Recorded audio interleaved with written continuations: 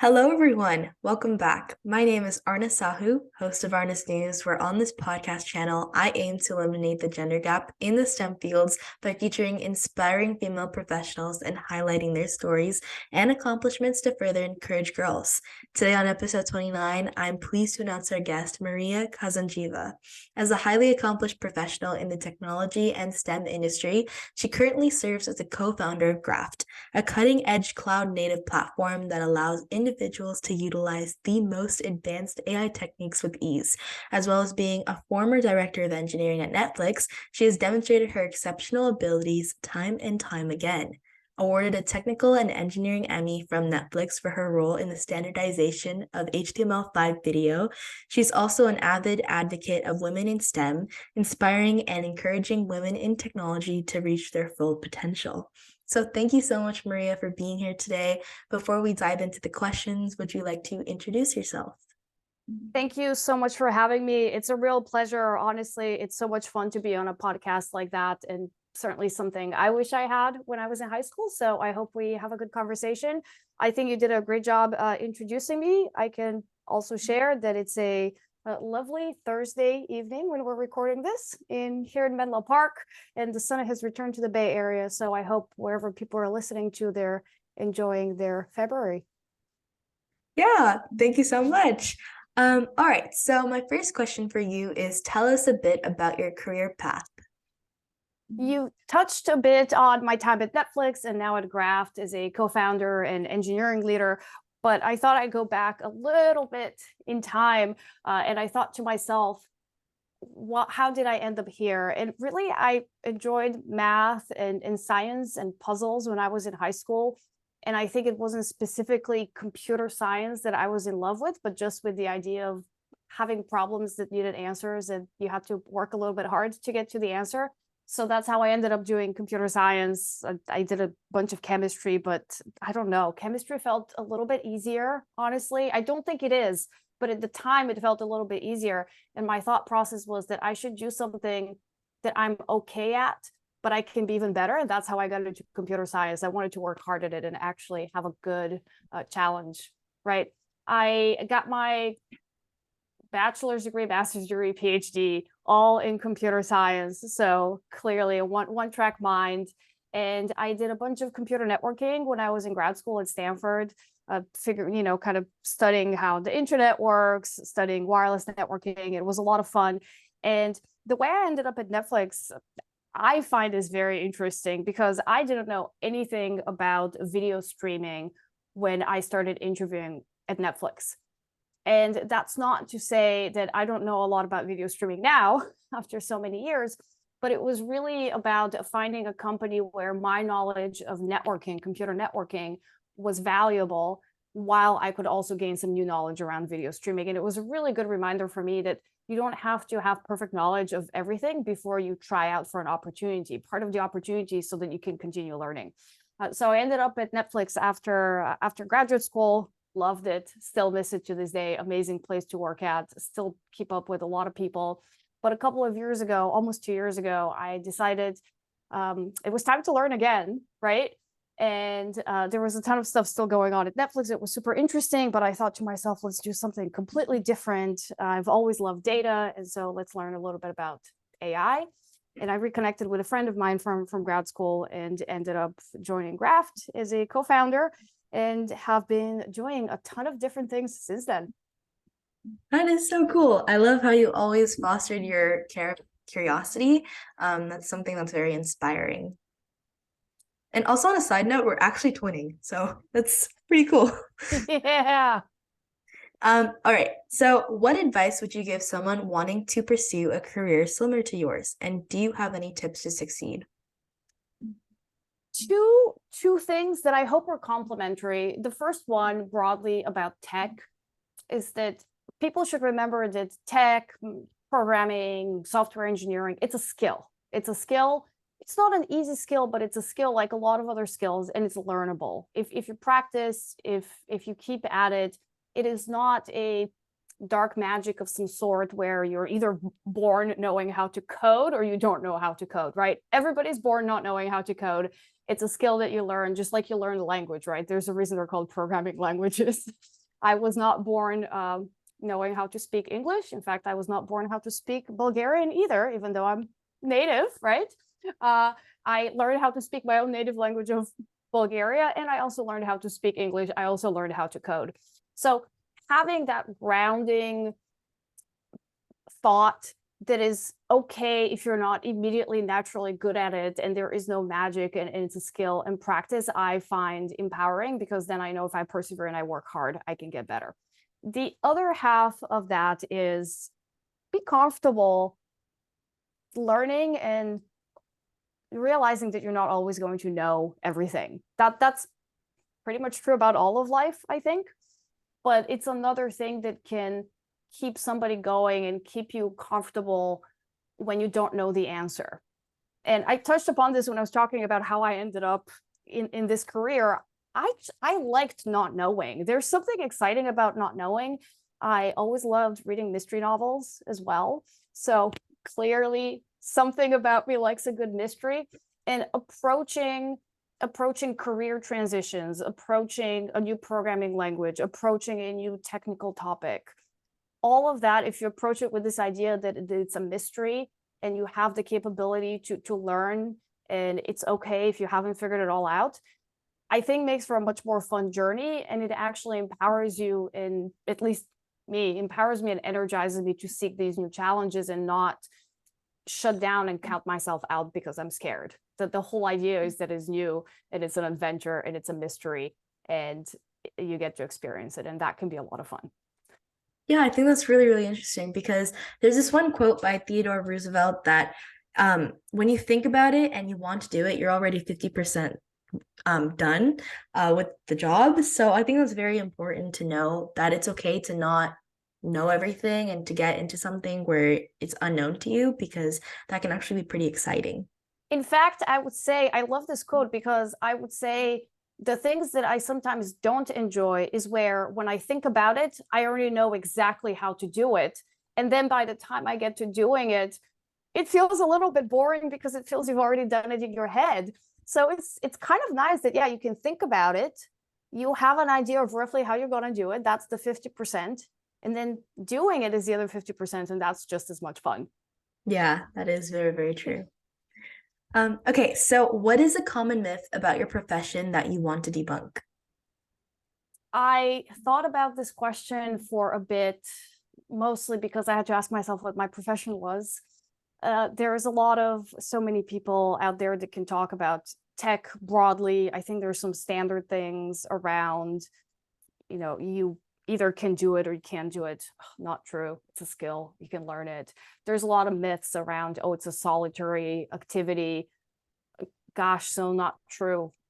I mean, my Zoom and my Slack are going all the time, right? There are moments that you're working on your own, but I mean, that's true for any job, but most of the time you're collaborating with other people. That's kind of a standard one.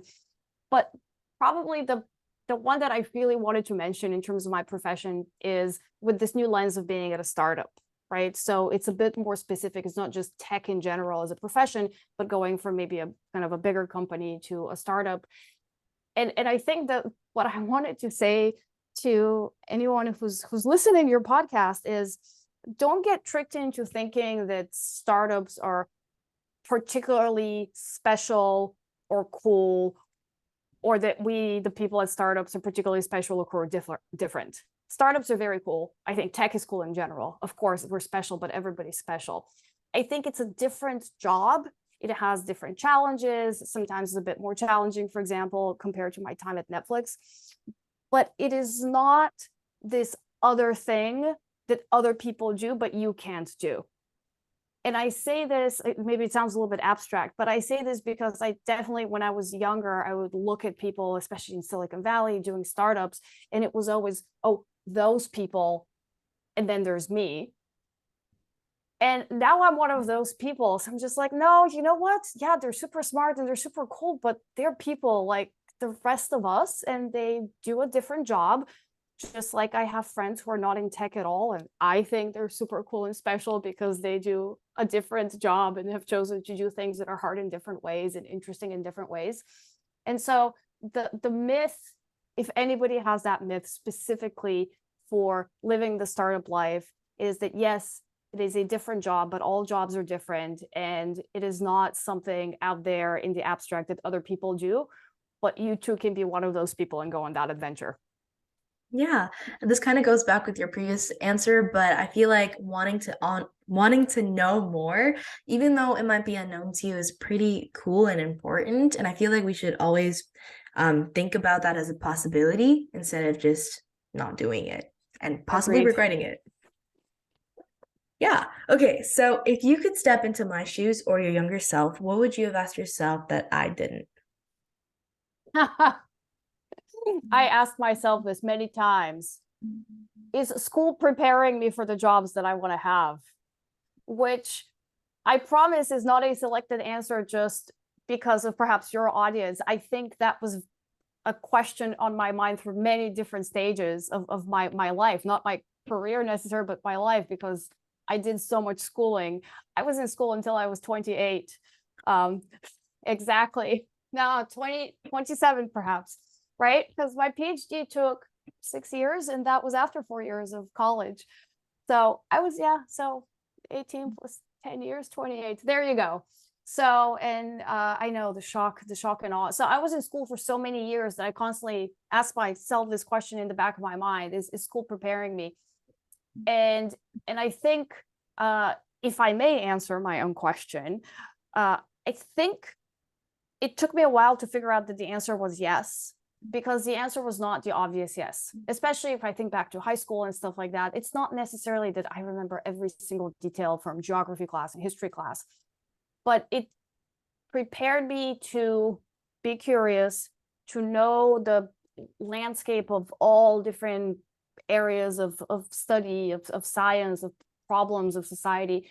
And it taught me how to learn.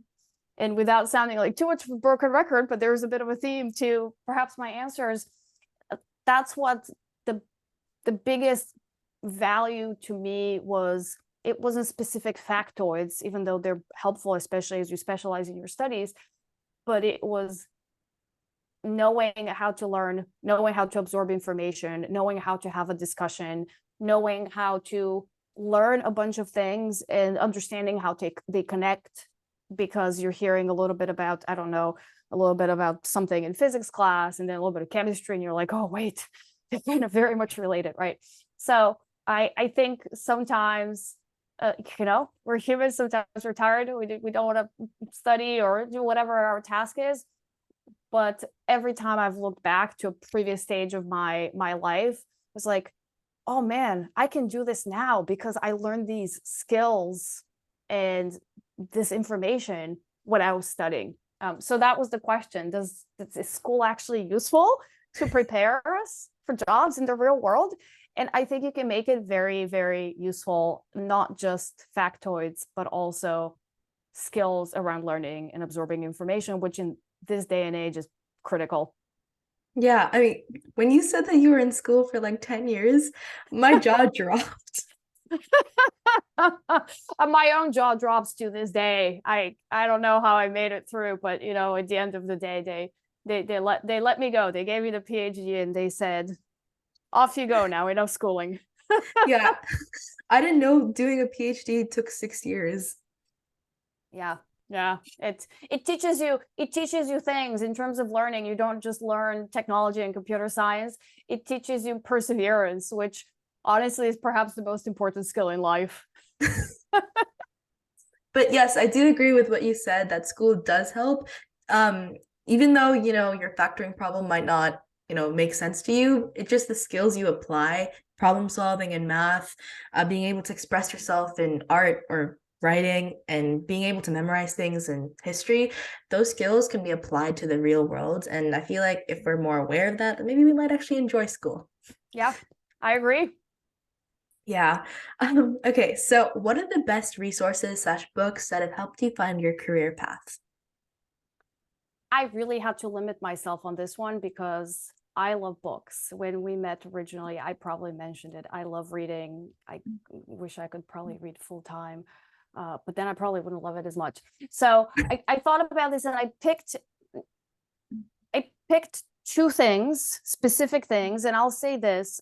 I think there's so many books around kind of leadership, engineering. Obviously, there's technical books. I think that's a well-explored area. So I tried to pick two things that have stood the test of time in my own life. The first one is a book called You Are Not Listening by Kate Murphy, which is a little bit ironic because it's a podcast, so I hope people are listening. But it's a book about listening and active listening being a real skill. And I have found over and over again that in many discussions, in meetings, and in work situations, the value that I have added and the reason I have been effective and helpful is not so much because I immediately had the best idea, but because I truly listened to what people are saying, why they're saying it, how to connect ideas. If two people are talking about the same thing, but they don't realize they're talking about the same thing, but I identified that it's the same thing, I can say, hey, actually, we're talking about the same thing, we're agreeing. So and I read this book a long time ago, and it has really stayed with me. You're Not Listening. And the other thing I picked is, it's a Coursera class, and now, in fact, I think they have a book. When I was looking up the name, to fact check it, I think they have a book that's also geared towards teens.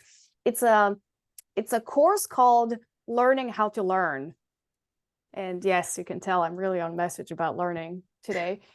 It's called Learning How to Learn. It's a Coursera class by Barbara Oakley, who is actually a professor in Oakland. And I think they have at least one or more books. And it's this combination of, it's targeted towards, I think, first-year college students, but I watched this course maybe 2 years ago, so I think everybody should watch it.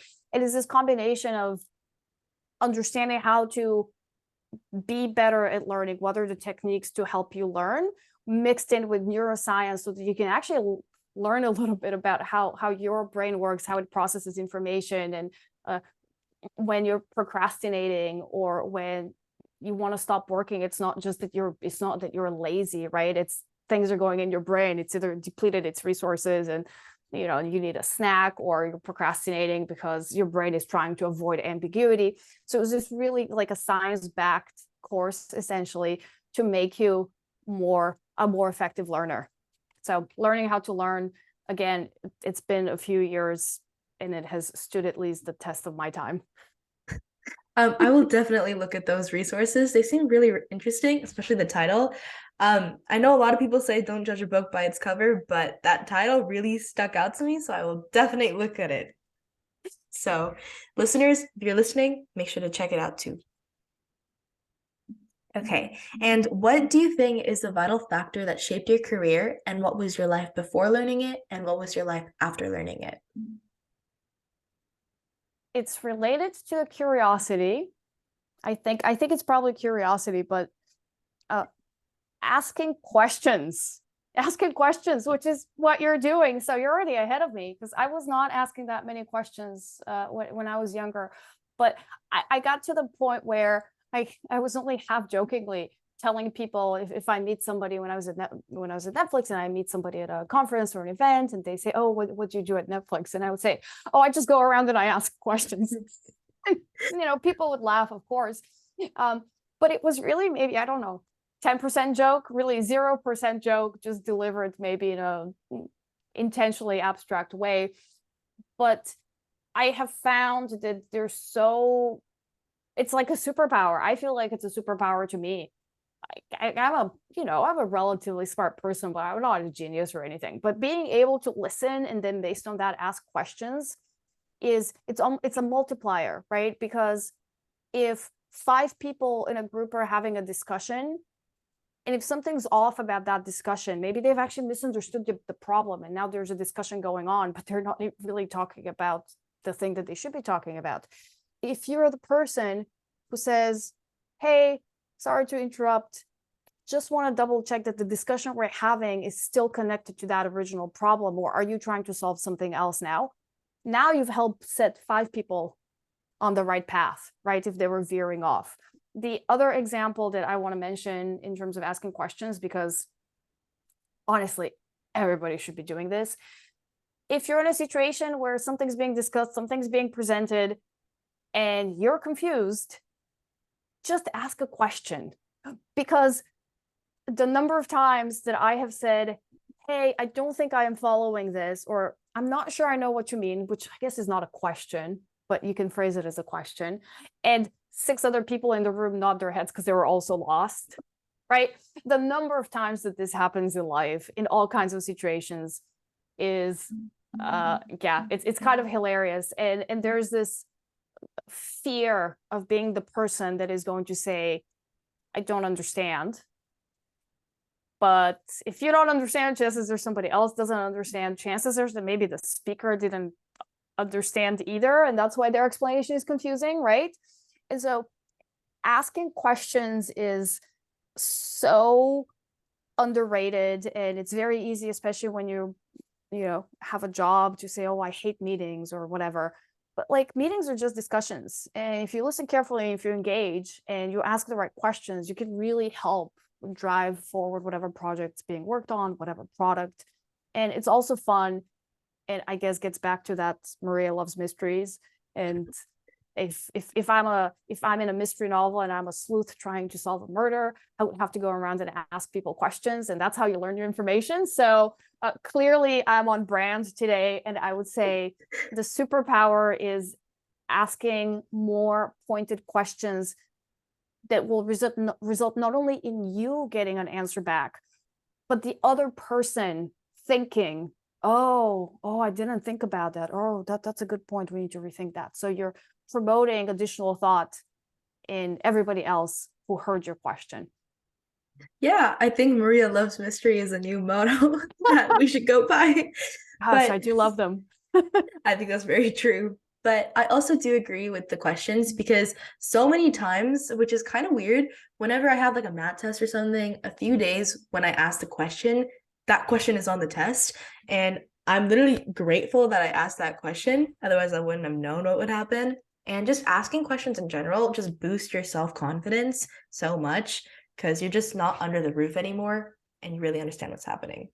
And it boosts your learning, because it's one of the ways, it's another way for your brain to approach the information that you're absorbing or that you're creating, where it's not just discussion based, but you're now trying to poke holes. So I try to imagine sometimes that, the neural network in my brain, it's like, by asking the question, I'm taking a slightly different path and maybe solidifying and thickening some extra, connections in my brain. Yeah, I mean, whenever some new information is presented to me in science, I always try to find loopholes so I can like block out those loopholes. And then on the test, I'm just like, I get the answer and that's it. If you like loopholes, you're hired. You can be part of my mystery solving team. I could use you. All right, I will take up that offer. Okay, so since we have some extra time, what's one thing you wish you had known when you began your career? I have a note on this, and I'll just read it verbatim. That I can do it, smiley face. And you know what? I really do. I think everybody along the way, as we're learning, and as you said, we gain more confidence and we explore more things. We, there's less and less self-doubt. And as you have a longer career, you ideally have less self-doubt, but we all have that self-doubt. And I think especially as women, a lot of times, if we're underrepresented, if we're in a field where perhaps we haven't always felt welcome, it's very easy to absorb that stuff and to feel like you can't do it simply because of who you are. And there are unfortunately people out there that will try to make you feel that way before they've even met you, essentially, right? They've already thought that, oh, this person can do it. And so it's something that many women in tech learn almost by just perseverance, that every time when they question themselves or somebody else questioned them unfairly, by succeeding, it gives them another data point that they can do it. And so I kind of wish that there was a way to convince myself earlier on that I can do it, whatever it is, right? Whatever you want to put your mind to. That doesn't mean that out of 100 things that you try, you're going to be successful 100% of the time. But again, welcome to life. Nobody's successful 100% of the time. But I reached a point a couple of years into Netflix where I was just like, you know what? Maybe there's some things I can do, or maybe there's some things I didn't do very well, but I'm going to wait for somebody to tell me that I didn't do it well, right? Somebody can give me the feedback. Somebody can say, hey, this could be better. Or I have my code out. Somebody can come and say, hey, fix this thing in the code. And that's okay, because we're not perfect. But it was exhausting to be questioning myself whether I can do it. So I was like, you know what? I'm just going to tell myself, now that I was like, I don't know, 30 years old or something. I was like, okay, I'm going to tell myself that I can do it, and wait somebody else to tell me that I can't do it.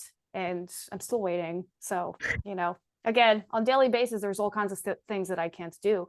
But overall, I think it's a more fun way to approach your career, with just the whatever self-questioning you can remove. It'll do you well. So if you can't tell yourself that you can do it, I will tell you that you can do it. I promise. Yeah, I think that having a growth mindset is very, very important, because coming from my perspective, I don't know what it was, but before quarantine, I used to hate school. Like, I don't know what it was. And then after quarantine, I decided to, you know what, I'll take the 2 week break off and just like do things that I love. And then from there on, I've like loved school in some sense. So I don't know, maybe it was just a mindset. It turns out you can do it. Yeah, I can. Okay, and how do you continue to learn in order to stay on top of things within your role? Oh gosh, there's so much. There's so much to learn all the time in life, in a technical job. At a startup, it's a whole other level that I expected and I really enjoy. But sometimes it's mind-blowing, because I would go from a conversation with a lawyer to a recruiting conversation with somebody that I've just met for the first time, to a technical conversation, to maybe like a one-on-one personal conversation with somebody on the team. And there's all these other facets of beyond the technical part. So much learning. But I thought I wanted to give something that maybe it's broadly applicable. And I would say, because there's so much out there, I try to be thoughtful around identifying the things that I need to learn, and identifying the level of detail or mastery to which I have to learn them, because there just is not a lot of time, right? PhD is one thing, could go very deep into one field, right? But I think in kind of a job, it's different. There's a lot of things coming your way. There's a lot of tasks coming your way. And so it's important to be selective and strategize a little bit and be thoughtful about what you're learning, to what level and when, so that you can plan. And there just isn't enough time for me to learn. There's tech news. I mean, you could do nothing else but read tech news all day long, or tech papers, right? Computer science papers. So that's not possible. So figuring out the level of detail of learning, which basically means understanding the motivation behind the learning. Why am I learning this task? Like, how good does it actually have to be? Because that's one of the things that's different from when I was in school. It's like, I'm in school, there's a test. I know that I can get 100% of it correctly, and that's going to feel really nice. And I'll try to get it. Not always, especially some disciplines. But math, right? I was always like, oh, if I'm one question off, I was like, no, right? But if you have a job, there's just the things that need to get done, and they all have to be done well, but they have to be done well enough. And there's some cases where it's similarly getting a job done or learning something. If you learn 80% of it, that's actually good enough, and you can save yourself that 20% for something else. And there's some things that you have to be, very, very good at and continue growing and learning. So just being thoughtful about how you learn and what you're exposing yourself to, a little bit of Twitter, a little bit of TikTok, a little bit of research paper, and a lot of going to the library and reading books. Yeah. I think that managing your time effectively is very important, because everybody only has 24 hours in a day. And 8 of those hours should be gone to sleeping. So I love sleeping, and I don't know who's going to listen to this podcast. They're probably going to think I'm making this up, because usually people in startups don't talk about sleeping, but I can't. I'm a terrible person if I don't sleep. And I also just respect the fact that my brain is a physical thing that literally needs that time in order to recover. And I know how much faster and sharper and better I can be if I've slept. So 8 hours, unless the cats want to be fed extra early. So maybe 7.5.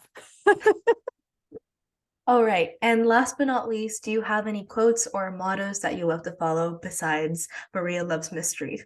Yeah, besides, gosh, that's going to be my sign off. Two things, and they're not really quotes, I guess, just maybe phrases that I go back to and I tend to share with people. One of them, I believe somebody said this, but maybe not in these exact words. So I'm not going to claim that I invented this, but respect without deference. It's a clunky phrase. So if somebody has a better one, find me on LinkedIn and tell me. But it really gets at this idea that has been pointed out to me many times about my personality, which is that I respect people. As I'm talking to you, I respect what you're doing tremendously, right? If I'm talking to the CEO of Netflix, I respect him tremendously as well. But that doesn't mean that I'm going to default to acting in deference, where I'm going to defer to you and not share my ideas and not engage in a conversation with you as a peer. And so I think that difference between being respectful but still being an active participant in a discussion where you respect yourself as well is very important, because there's always people that are, smarter than me that I'm talking to, or there's always people at a larger corporation that have a bigger title than you because, they are more experienced, they're smarter, whatever. And so being able to still hold your ground and feel empowered to contribute to work, to contribute to conversations where you're still respecting the other person, but you're still comfortable challenging them or saying, oh, I'm not really sure if that's right. Right? You have to respect their expertise. Sometimes they know a lot more about a topic than you, but don't over respect to the point where you're not actually contributing, because then you're not respecting yourself, I think. So respect without deference is the first one that I think about often. And I think a lot of people think about me that I show respect without deference, for better or for worse, right? I think for better. And the other one, honestly, I looked at my laptop. My laptop only has one sticker because now I work from home, so nobody sees the laptop anyway. But I have a sticker of the parachute design for the Perseverance Mars rover, which I don't know how long it's been. Definitely more than a year. So the parachute design was these sectors of white and red. And of course, the rover itself was called Perseverance. So that's a word that I think about frequently.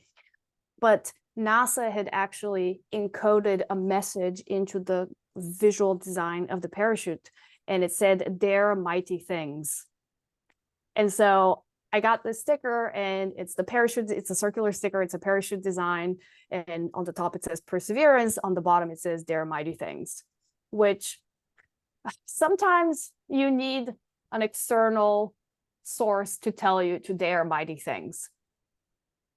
Yeah, I will definitely take those two phrases to heart, and I will look up that sticker because that looks really interesting. But before we end off, would you like to say any last words to the audience? Any last words to the audience? I am thrilled that I get to be on this podcast. I think the one thing I want to tell people, and I've said this in the past as well, is it's easy to come on a podcast and as the guest saying that you are the one delivering the inspirational messages. But honestly, it goes both ways, because knowing that there are people after me, and especially women who are interested in STEM, who are listening to the podcast, gosh, who are creating podcasts like this, I find that inspirational.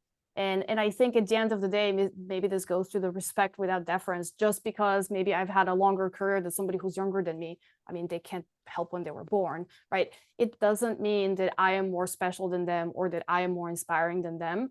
And people who are coming after me and going through school and doing computer science and doing tech and engaging and having these conversations about women in STEM, inspires me to be in the field. So really what I want to say is thank you to the listeners for inspiring me. All right, thank you so much.